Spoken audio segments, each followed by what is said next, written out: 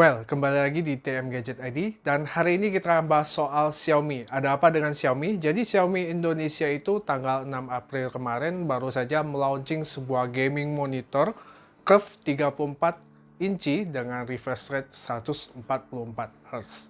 Dan di video kali ini saya bukan mau review monitor ini ya, tapi lebih ke pendapat saya soal perbedaan versi resminya dengan versi distributor atau versi yang nggak resmi dengan harga yang lebih murah. Untuk review singkat monitor ini udah pernah tayang ya. Kalau kalian mau nonton linknya, kalian bisa klik link di atas atau di kolom deskripsi. Oke, sekedar informasi, saya sendiri udah pakai monitornya di belakang saya ini. Ini udah sekitar setengah tahunan. By the way, yang saya punya ini adalah global version dengan masa garansinya 1 tahun. Karena memang kemarin tuh saya nggak sabaran ya buat cobain dan nggak nyangka Xiaomi Indonesia baru launching sekarang. Jadi yang saya dapat itu versi global yang kotaknya udah warna putih. Kalau yang versi Cina biasa masih warna yang coklat ya.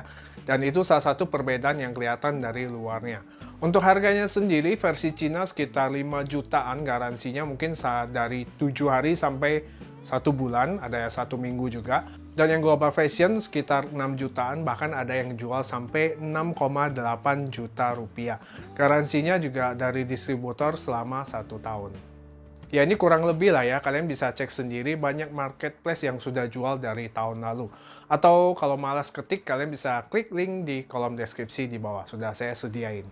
Oke, jadi secara resminya baru beberapa hari yang lalu, Xiaomi luncurkan dengan harga SRP-nya 6,999 juta rupiah, dan pre-order pertama dapat potongan harganya jadi 6,799 juta rupiah pada tanggal 13 April nanti.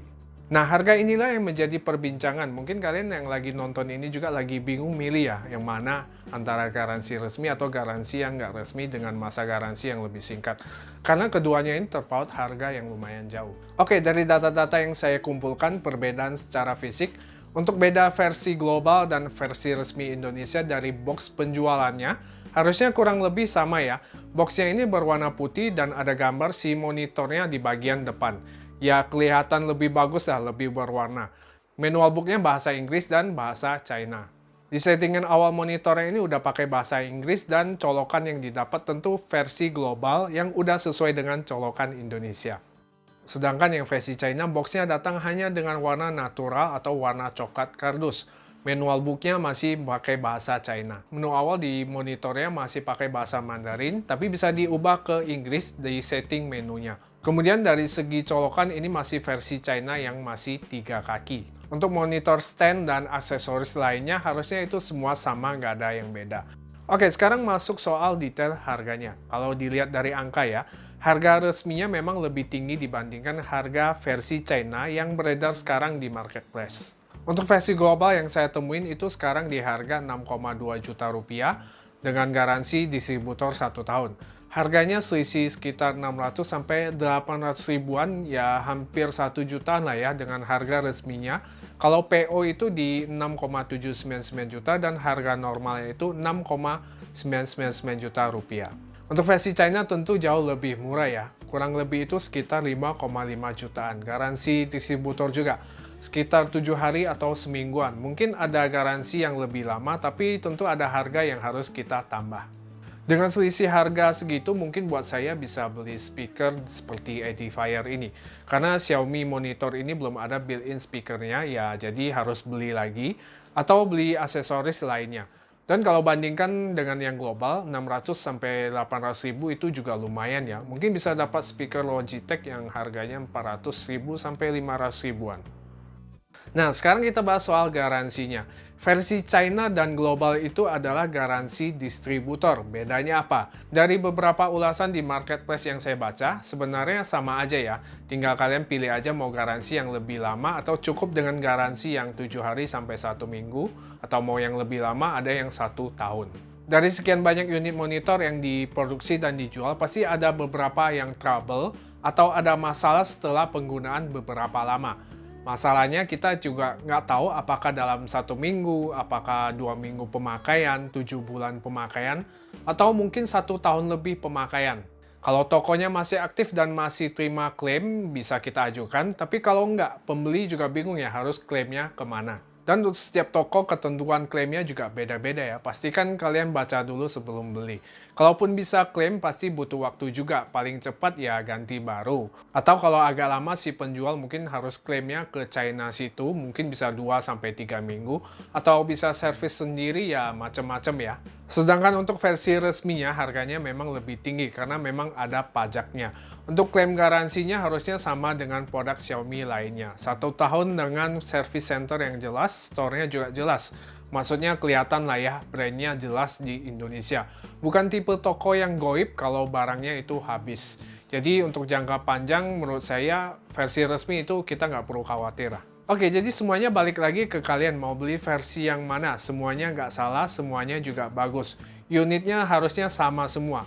Mau beli yang versi China oke, versi global juga oke. Kalau ada duit lebih, beli yang resmi juga oke. Tapi semua dengan beberapa pertimbangan seperti yang saya sebutkan tadi. Jadi kalau mau beli yang lebih murah ya tentu kalian harus tahu detailnya dulu. Lihat ulasan di tokonya, lihat hasil diskusinya, prestasi bintang tokonya, dilihat juga dari respon penjual, proses klaimnya, dan lain-lain. Kalau masih ragu ya ambil yang pasti-pasti aja.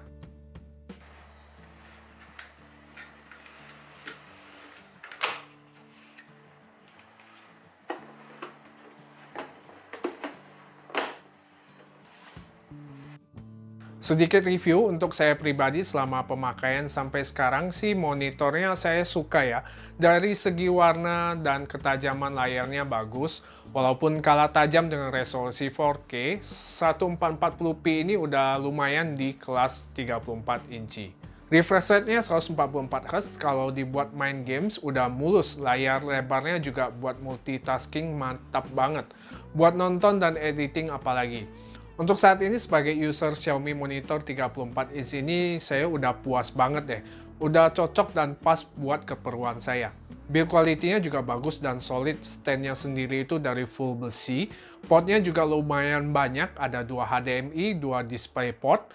Ya cukup lah ya kalau mau colok laptop ataupun colok Nintendo Switch. Nggak perlu cabut pasang karena semua portnya sudah tersedia.